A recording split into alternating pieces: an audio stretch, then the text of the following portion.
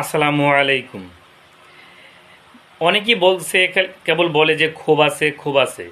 অনেকে বলে যে 15-16 বছরের ক্ষোভ এখন জারছে মানুষ। আরে ভাই, 15-16 বছরের ক্ষোভ কেন জারবে?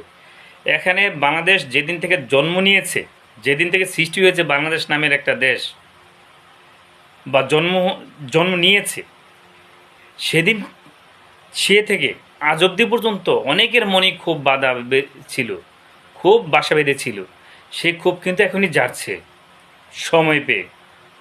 এই দেশটা কিন্তু কেউ সংস্কারের হাত দেয়নি বা সংস্কার করেনি, বা অনেকে চেষ্টা করলেও হয়ে ওঠেনি। এখনই কিন্তু সুযোগ। যদি এই সুযোগটা একবার হাতছাড়া হয়ে যায়, এই দেশ কিন্তু, বাংলাদেশ কিন্তু ধ্বংস হয়ে যাবে। আজকে আপনারা যারা আন্দোলনে সামিল হচ্ছেন, এই যে গার্মেন্টস, কলকারখানা, বিভিন্ন ফ্যাক্টরিতে আগুন ধরিয়ে দিচ্ছেন, বা অসন্তোষ প্রকাশ করছেন, আন্দোলন করছেন, মিছিল করছেন, এই যে অসন্তোষ প্রকাশ করছেন, এগুলোর ফল কিন্তু একদিন ভোগ করবেন। যদি বাংলাদেশ সংস্কার না হয়, এই দেশ ছেড়ে কিন্তু সবাই পালাবেন, এ দেশে থাকতে পারবেন না। তবে এই যে অন্তর্বর্তীকালীন সরকার যে বসছে বা ওদেরকে আনা হয়েছে, এদের কিন্তু মূল নায়ক কিন্তু ছিল এই ছাত্ররা। ছাত্ররা যে মাঠে নেমেছে, তারা একটা দাবি নিয়ে মাঠে নেমেছিল। পরবর্তীতে তাদের ওপর, ছাত্রদের ওপর জুলুম, অন্যায়, অত্যাচার, নির্যাতন চালিয়েছে।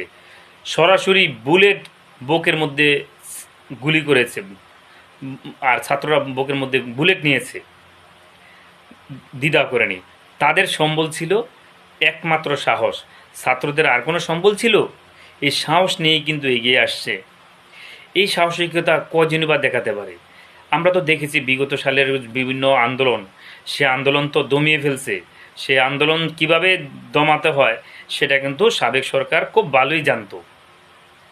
কিন্তু ছাত্ররা যখন কোনো কিছুতেই কার্পণ্য করছে না, বুক পেতে দিচ্ছে গুলি নেওয়ার জন্য, মানে বীর দর্পণে এগিয়ে যায় সামনে, কোনো বুলেটই কাজ করে না তাদের সাহসের কাছে, তাতেই কিন্তু এই সরকার পরাজিত হয়েছে।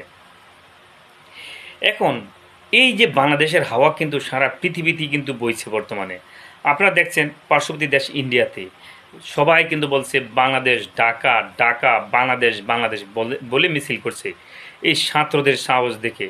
এবং ছাত্রদের সাথে যে জনতা ঢল নেমেছিল, তাদের পক্ষেই কিন্তু এই বিভিন্ন দেশ এই হাওয়া বওয়ার কারণেই বলছে আজকে এই ছাত্রদের জয় জয়কার হচ্ছে, এবং বাংলাদেশের মানুষের জয় জয়কার হচ্ছে, যে অন্যায়ের বিরুদ্ধে রুখে দিতে পারে, অন্যায়ের বিরুদ্ধে এরা দাঁড়াতে পারে। তারপর পাকিস্তানও দেখছেন যে আমাদের যে আগে পশ্চিম পাকিস্তান ছিল, সেখানে কি হাওয়া, মানে সুবাতাসের যে হাওয়া, বসন্ত যেটাকে বলা হয়, আরব বসন্ত বলে, তো এই দেশে কিন্তু বইছে। যে কোনো সময়ই কিন্তু তারা এই জুলুমকারীদের, নির্যাতনকারীদের, অন্যায়কারীদের কিন্তু পৃষ্ঠাটা উল্টাই দিতে পারে। এবং বাংলাদেশ থেকে কিন্তু সারা পৃথিবী শিক্ষা নেবে। বাংলাদেশের মানুষ সবাই তো আর মাঠে আসেনি, সবাই তো মাঠে যাওয়ার সুযোগও পায়নি। তো যারা দেখেছে তারা বলতে পারবে। অনেকে 1971 সনের যুদ্ধ দেখেনি, যেমন আমি দেখিনি, বা আমার মতো যারা আছেন তারা অনেকেই দেখেনি। কিন্তু আমরা কিন্তু এই দ্বিতীয় যুদ্ধ দেখেছি। আমরা বিশ্বযুদ্ধ দেখিনি, আমরা 1971 সনের যুদ্ধ দেখিনি, যুদ্ধ দেখেছি 2024 সালের। কিভাবে মানুষ তার জীবন দেওয়ার জন্য সামনে অগ্রসর হতে পারে, অন্যের বিরুদ্ধে দাঁড়াতে পারে। তো আপনারা এই দেশকে একটা, এই দেশের মানুষ, তো এই দেশের মানুষই তো, এবং ছাত্র সমাজই তো এই অন্তর্বর্তীকালীন সরকারকে ডেকে এনেছি আমরা। তো এই অন্তর্বর্তীকালীন সরকার, ওরা কিন্তু প্রত্যেকে কিন্তু অত্যন্ত তীক্ষ্ণ এবং সুশিক্ষিত, মার্জিত লোক। এদেরকে সুযোগ দেন সংস্কারের জন্য, দরকার চাপ দেন যে আরও দ্রুত করেন। কিন্তু তাদেরকে নামিয়ে দেওয়ার জন্য, তাদের জন্য এই, মানে অন্যরকম ষড়যন্ত্র যেন এই দেশে না হয়, বা যারা ষড়যন্ত্র করছে, যারা বিগত সালেও ছিল, বর্তমানে ষড়যন্ত্র করছে, তাদের যেন কোনো সুযোগ দেয়া না হয়। আপনার মধ্যে যদি কোন্দল থাকে, তারা তো, তাহলে তো তারা সুযোগ নিবেই।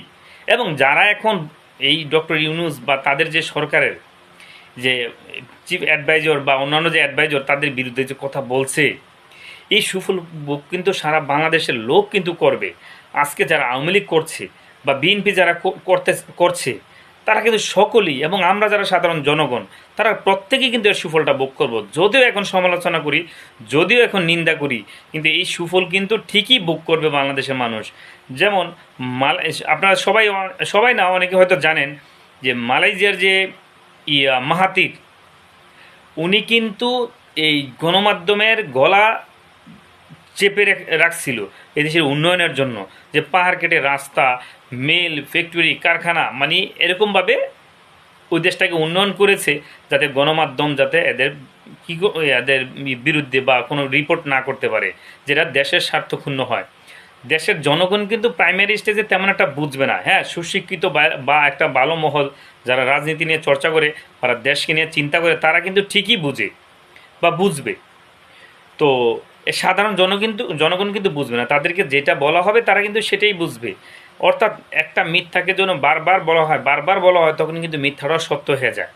তো আমি বলবো এই ধরনের কোনো গুজব, এই ধরনের কোনো সমালোচনা যাতে না হয়, দেশটাকে গড়তে দেন প্রত্যেকটা। এখন দেখেন, আপনারা বিএনপির যারা নেতারা আছেন, হেফাজতের যারা নেতা আছেন এবং জামায়াতের যারা নেতা আছেন, তারপরে এই যে চরমনের যারা নেতা আছেন, আপনাদের উপর জুলুম নির্যাতন যে হয়েছে, তখন যদি আইনের সুশাসন থাকতো, তারপরে যে এই দেশের যদি এরকম মানে রুখে দেওয়ার মতো আইন প্রশাসন যদি আপনার পাশে দাঁড়াতো, সুশাসন যদি আপনারা পাইতেন, তাহলে কি আপনাদের ওপর এত নির্যাতন, এত জুলুম হতো? এবং আমাদের মতো সাধারণ জনগণ কি এইভাবে নির্যাতিত হইতো? হওয়া লাগতো না। তাহলে এই সুযোগটা তো দিতে হবে এই সরকারকে, যেন কোনো সরকারই যেই আসুক, আজকে আপনারা ক্ষমতায় আছেন, কালকে কিন্তু আপনার ক্ষমতা নাও থাকতে পারে, যেই আসুক যেন কোনো সাধারণ জনগণ থেকে ধরে কোনো বিরোধী দলের নেতাদের ওপর ক্ষমতাধররা যাতে কোনো রকম অন্যায়, অত্যাচার, জুলুম না করতে পারে, আইনকে নিজের পোষা বাহিনী বানিয়ে যাতে না ব্যবহার করতে পারে, এই ধরনের একটা সংস্কার দরকার। এবং বাংলাদেশের প্রত্যেকটা খাতেই কিন্তু দুর্নীতি, এই দুর্নীতি কিন্তু দূর করতে হবে। এই প্রত্যেকটা খাতে যে ট্রান্সপারেন্সি ইন্টারন্যাশনাল যে আছে, তারপর যে দুদক আছে, এই ট্রান্সপারেন্সি ইন্টারন্যাশনাল যেটা টিআইবি, এরা কিন্তু প্রত্যেক বছরে যে রিপোর্ট করে বাংলাদেশে এই খাতে দুর্নীতি বেশি, যেমন পাসপোর্ট খাত বলে, পুলিশ খাতে বলে, বিমান যে খাত বলে, বন্দরগুলো বলে, আইন আদালত বলে, প্রত্যেকটা পররাষ্ট্র মন্ত্রণালয় বলে, প্রত্যেকটা ক্ষেত্রই কিন্তু শিক্ষা ক্ষেত্র আছে বা শিক্ষা খাত আছে, স্বাস্থ্য খাত আছে, প্রত্যেকটা কিন্তু দুর্নীতিতে ভরপুর, মানে নাজেহাল অবস্থা। এই 52-53 বছরের যে জঞ্জাট, এই জঞ্জাট কিন্তু একদিনই হয়ে যাবে না। চাইলেই আপনি পারবেন না রাতারাতি পরিবর্তন করতে, এটা ধীরে ধীরে করতে হবে। চাইলেই আপনি রাতারাতি এই দেশের মানুষকে পরিবর্তন করবেন না। আপনি যতই সুশিক্ষিত হন, যতই বুদ্ধিমান হন না কেন, আপনার বিরুদ্ধে যখন একটা বড় মহল বা একাধিক লোক দাঁড়িয়ে যাবে, আপনি একক কিছু না। কিন্তু আপনি যতই সত্য বলেন, গতকাল আমি একটা যে কোনো জায়গায় একটা মিটিং হয়েছে, সেই মিটিংয়ে বলছি যে আপনারা ধরেন বাংলাদেশে 18 কোটি মানুষ, বা তারা একাধিক লোক ছিল, আমি একা ছিলাম, তাদের বিরুদ্ধে কথা বলছি আর কি। বিরুদ্ধে বলতে ওরাও আলোচনা করছে, আমিও আলোচনা করছি।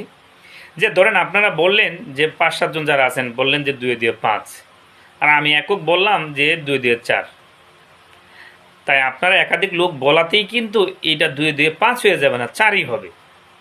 তেমন সারা পৃথিবীর মানুষও যদি বলে 2-2-5, আপনারা কি বিশ্বাস করবেন? করবেন না। একজন লোক যদি বলে 2-2-4, ওটাই কিন্তু সঠিক।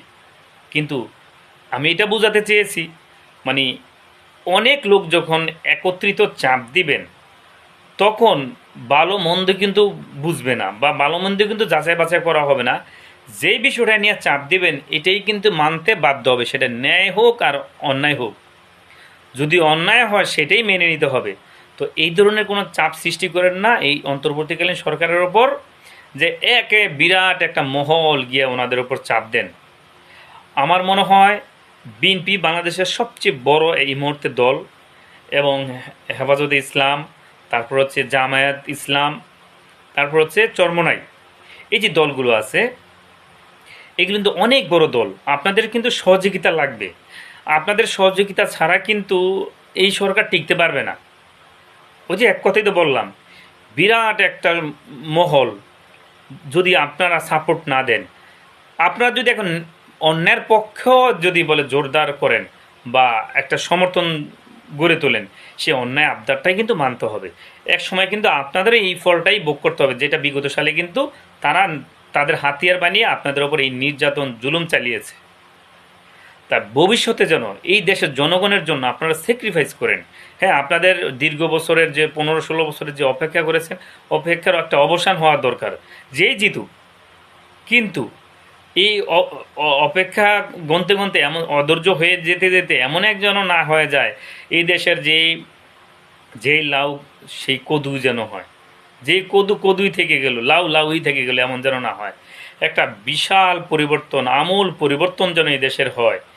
আর এই দেশের জনগণকে নিয়ে, এই দেশের ছাত্র সমাজকে নিয়ে সারা পৃথিবীতে যেন গবেষণা হয়।